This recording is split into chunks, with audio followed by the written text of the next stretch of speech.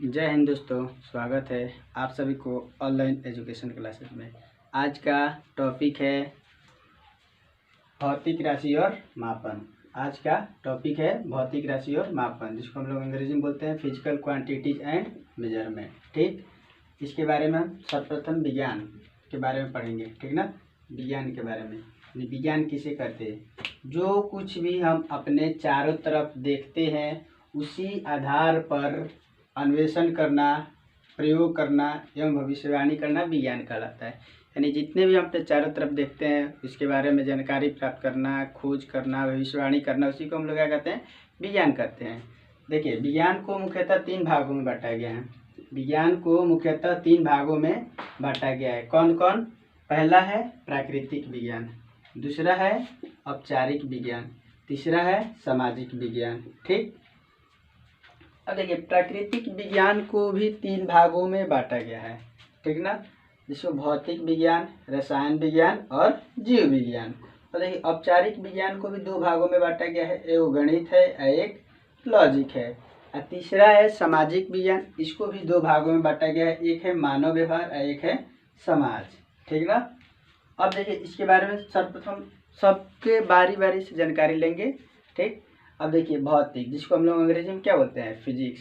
यानी जो फिजिक्स शब्द है, फिजिक्स शब्द ग्रीक भाषा से लिया गया है, जिसका अर्थ होता है प्रकृति या प्राकृतिक।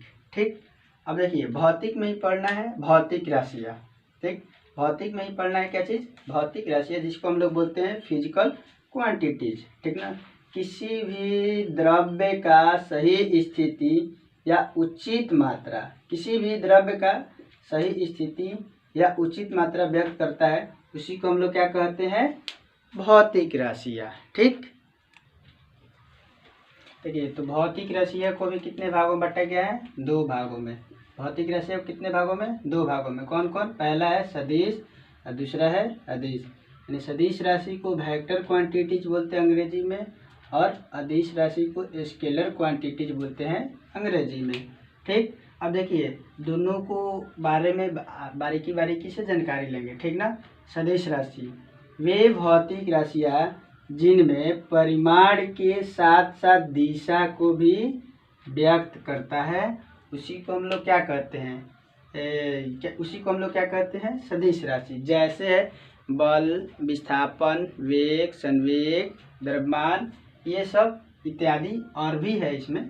ठीक, अब देखिए इसमें इसके बाद क्या है? अदिश राशि।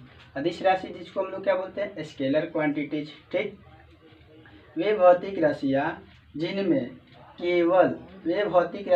केवल परिमाण की आवश्यकता होती है, जैसे दूरी, चाल, शक्ति, लंबाई इत्यादि और भी होते हैं। ठीक, और देखिए इसी में पढ़ना है हम लोग को मूल राशि। इसी में हम लोग क्या पढ़ना है? मूल राशि। ठीक, मूल राशियों को व्यक्त करने के लिए सभी मात्रकों को मूल मात्रक कहते हैं। मूल राशियाँ कितनी होती है? 7 होती है। मूल राशियों की संख्या कितनी होती है? 7। ठीक, पहला है लंबाई, दूसरा है द्रव्यमान, तीसरा है समय, चौथा है ताप, पांचवा है विद्युत धारा, छठा है ज्योति तीव्रता और सातवां कौन सा है? पदार्थ की मात्रा। ठीक, अब देखिए इसी में और आगे पढ़ना है क्या चीज़? व्युत्पन्न राशि। मूल राशि कितने होते हैं? 7। कौन कौन?